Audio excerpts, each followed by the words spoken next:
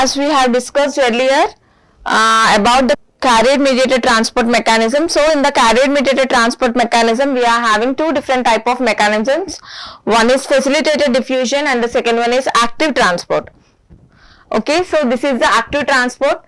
So as we know that carrier-mediated transport means the carrier acts as a mediator for the transportation of the drug, right? So generally aqueous polar drugs and some of the ionized drugs cannot transfer the barriers properly, or it cannot transfer it is a rate limiting step for many of the drugs because of the polarity because of its ionic nature.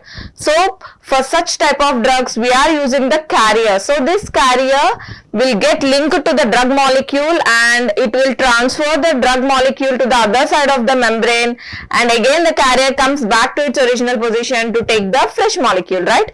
So here this is about the carrier-mediated transport mechanism. Here it involves two different mechanisms. One is active transport and the other one is facilitated diffusion, and the other one is active transport.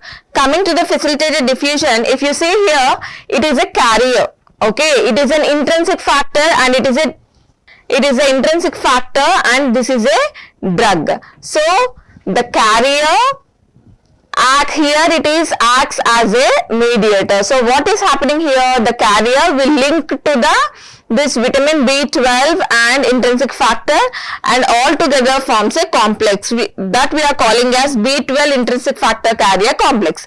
So this B12 intrinsic factor carrier complex ready to transport across the membrane. If only the B12 alone cannot transfer across the membrane. So if we form a complex in this way, it can transfer through the membrane and reach the blood circulation. Over here it leaves the free vitamin B12 and intrinsic factor. Again this carrier come back to its original position to receive the fresh molecule. This way all the drug molecules get transferred across the membrane. Until the complete transportation done, the carrier acts as a mediator, just like a postman. So what the postman is doing? The postman is distributing all the envelope covers to all the members, right? Here also this carrier acts like a postman and transfers all the drug molecules across the membrane. So this is about the facilitated diffusion. So in the facilitated diffusion and in the active transport, both we are requiring some mediator. So that's why these two processes comes under carrier mediated transport mechanism. So this is the active transport. I have discussed earlier passive diffusion, right? In the passive diffusion there is no need of energy expenditure, but coming to here we require some energy in the form of ATP. So we require some external source of energy because the active transport is not a downhill transport but it is an uphill transport, means the concentration from lower degree to higher degree. So it is an uphill transport, that's why we require the energy in the form of ATP. But here also we require carrier. So this carrier forms a complex with the free drug molecule. After the formation of complex, it will cross the membrane easily and enters into the blood circulation. After reaching the blood compartment, here the dissociation happens and leaves the free drug over here, and again the free carrier molecule comes back to its original position. So for this transportation only we require energy in the form of ATP. Okay, so this is about the active transport. So here the active transport and the facilitated diffusion both uses a carrier which acts as a mediator for the transportation of all the drug molecules and make its pharmacological effect. Okay, so next coming to the ionic or electrochemical diffusion. So here we are using the charge. Okay, so for every membrane there is a charge, either the positive charge or negative charge. So depends on the charge, the transportation will be depends. So the charge in the membrane influences the permeation of the drug. I have told you every membrane is having charge, either the positive charge or negative charge. Depends on the charge of the membrane, the permeation of the drug will be depends. Okay, so the molecular form of ionized drugs, particularly the cationic drugs, depends on the potential differences of the electrochemical gradient of the driving force. So depends on the electric charge, mainly the cationic drugs will get permeate.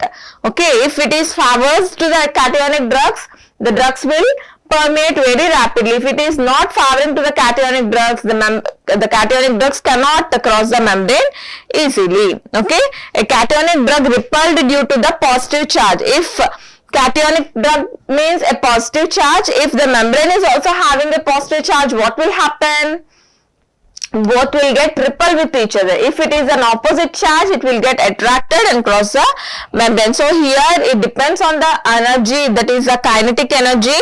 The cations penetrate the ionic membrane. So overall the concept is here depends on the electrochemical nature or the ionic nature of the membrane, the penetration will be happens. Okay, if you take an example as a cationic drug, the cationic drug cannot penetrate it through the positively charged membrane. Okay, so this is about the ionic or electrochemical diffusion. So here it is mainly depends on the electrical charge of the membrane. If the electrical charge of the membrane fetching the drug molecule, it can cross the membrane more easily. If it is not fetching the membrane, it will not cross the barrier. Okay. However, once inside the barrier, the cations are attracted to the negatively charged intracellular membrane, thereby creating an electrochemical gradient. So if having a positive charge on means what happens to the inner side? Obviously the opposite charge, that is a negative charge.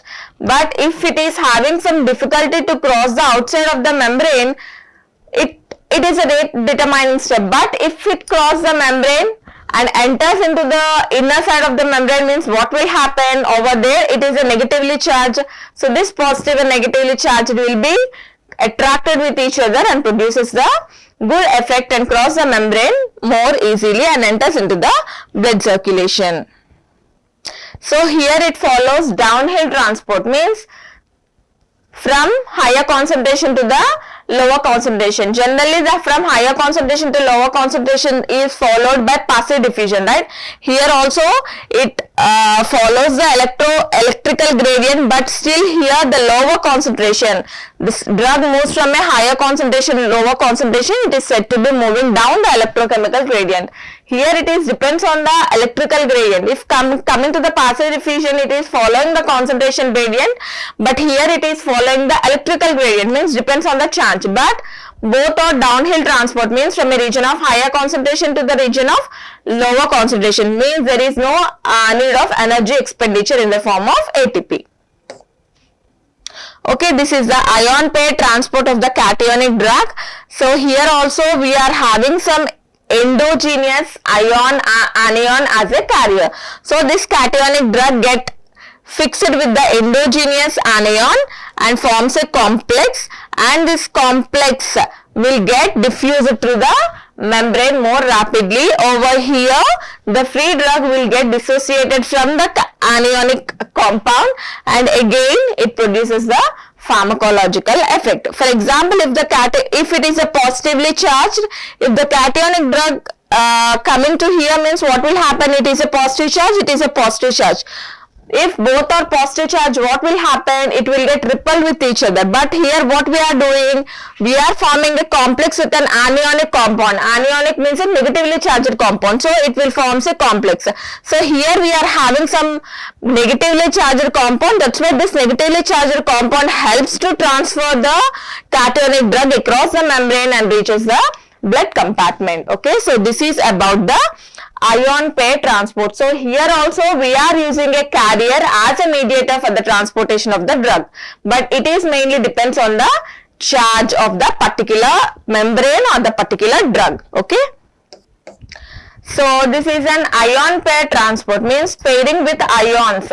Okay, generally if you take the examples of quaternary ammonium compounds and sulfonic acids, so these are the main drugs where The ion transport mechanism helps for such type of drugs for the transportation of the drugs across the membrane. So despite their low oil in water partition coefficient values, these agents penetrate the membrane by forming a reversible neutral complexes with indigenous ions of GIT like mucin. Mucin is a compound which is present within our body, generally in the gastrointestinal tract. Overall, the intestine, the small intestine, the large intestine, the stomach, everything is covered with a mucin layer, right?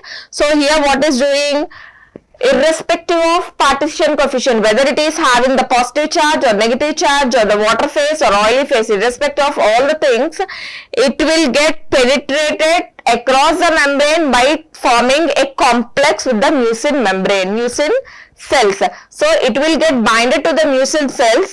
The drug molecule will get binded to the mucin cells. With the help of the mucin membrane, it will cross the biological membrane more easily and exerts its pharmacological effect. It does not depend on any of the electrical charge or any of the phase, whether it is an aqueous, whether it is an oil, it is not irrespective. Okay, this is all irrespective, only depends on the mucin. So every GIT is containing a large number of mucin cells, right? So it will take the help from the mucin cell, and this mucin cell acts as a carrier to the particular drug, and the drug with the help of this mucin will cross the biological membrane more rapidly and exerts its pharmacological effect.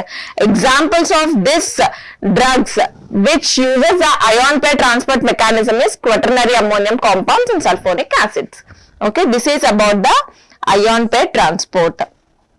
Coming to the endocytosis. So here we are taking some cells, and these cells will be passes through the membrane, right? So here in the endocytosis, say this is the structure, or this is the diagram of the endocytosis mechanism. So here what is doing, this is a drug molecule. The drug molecule forms a saccule within the membrane, and it will cross the membrane like this way and enters into the blood circulation. So this is the endocytosis. Here it will not cross between the cells, but it can cross within the cell by forming a saccule, by engulfing and by forming a saccule like structure, and it will get entered into the blood circulation rapidly. So here the phagocytosis is of two types. One is endocytosis is two types. One is phagocytosis and pinocytosis. Phagocytosis means uptake of solid contents, and pinocytosis means uptake of liquid contents. But both either the solid or the liquid, both the following the engulfing mechanism, means by forming a saccule within the membrane and crossing the membrane more rapidly. So till now we have discussed about all the mechanisms. So through any of these mechanisms, we are following and transporting our drug across the membrane and enters into the blood circulation to exert its pharmacological response.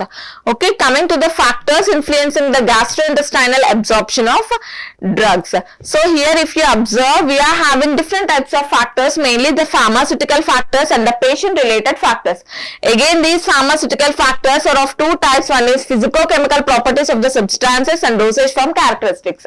If you take the physicochemical properties of drug substances, what are the physicochemical substances physically and chemically? What are the properties we have to take in care of? Particle size, solubility of the drug, salt form of the drug, partition coefficient, next pKa, lipophilicity, crystallinity or amorphous, means whether it is a polymorphic nature or amorphic nature, dosage, effective surface area, solvates, hydrates, everything we have to take in care regarding the drug. Okay, these are all the physicochemical properties. And coming to the dosage form characteristic, disintegration time, how much time it required to complete a disintegration of tablet. Next, dissolution time. So after disintegration, how much time it is required from granules to complete solution, that is the dissolution time. And other manufacturing variables, means we are having different, whether it is a wet granulation, direct granulation, other manufacturing variables we are having, all those comes under the dosage form characteristics. Pharmaceutical ingredients or excipients.